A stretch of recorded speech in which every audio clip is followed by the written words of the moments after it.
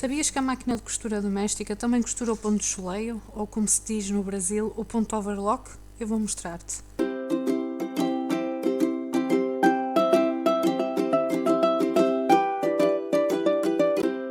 Olá a todos, hoje trago-vos um vídeo sobre costura, mas antes deixa já o teu like no vídeo para me ajudar na divulgação, subscreve o canal e ativem o sininho. Para quem está a aprender a costurar, a máquina de costura doméstica é diferente da máquina corticose, também chamada overlock no Brasil. A máquina corticose, seja doméstica ou industrial, serve para costurar malhas, licras, mas também para fazer os acabamentos das peças que estamos a costurar e evitar que desfiem com o uso e as lavagens. Vou mostrar-vos uma máquina industrial e uma máquina doméstica para conhecerem.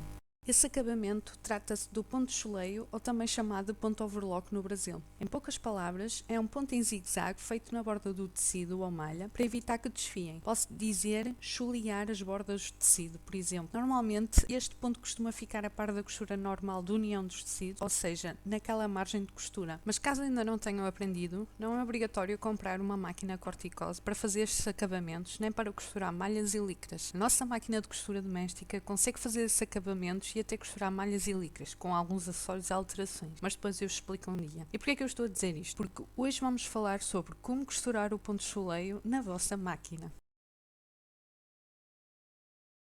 Hoje em dia, as máquinas de costura domésticas atuais trazem esse ponto, até os modelos mais simples. Mas caso a vossa máquina não traga esse ponto, o ponto equivalente para a mesma função é o ponto zigue-zague, e esse de certeza que a vossa traz. O ponto de choleio é este ponto.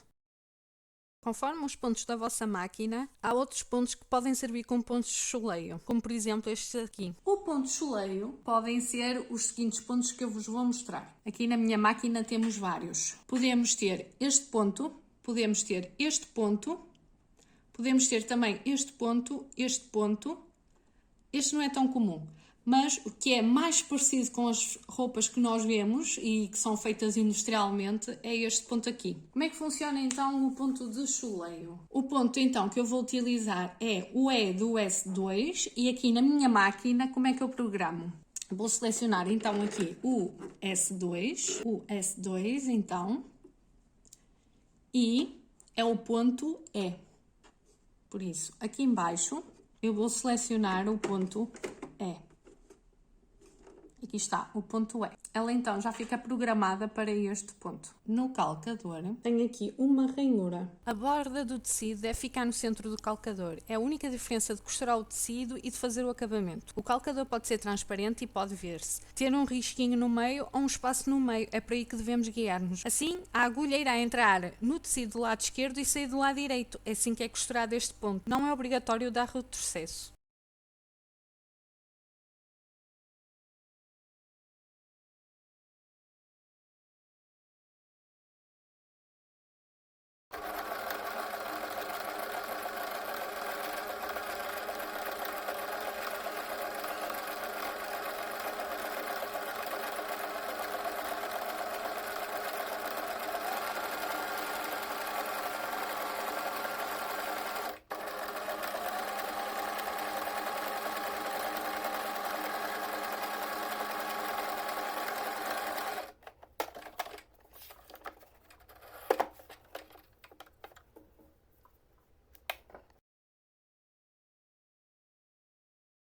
Estão a ver?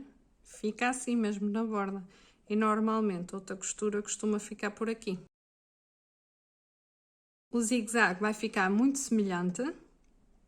Este é um ponto mais pequeno. E agora, se for o caso do ponto zigue-zague, vamos então selecionar o ponto zigue-zague, é o A normal. Então aqui vou selecionar, não é preciso ser o S2, porque é dos pontos normais. Eu vou colocar 2,5 embaixo nos pontos. Vou então selecionar o ponto B, que é o correspondente ao ponto de zigue-zague.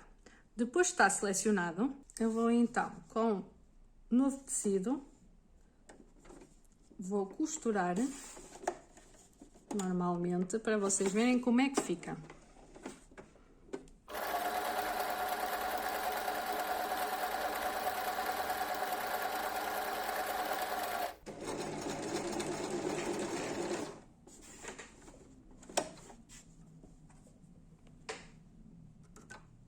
E o ponto zigue-zague fica assim.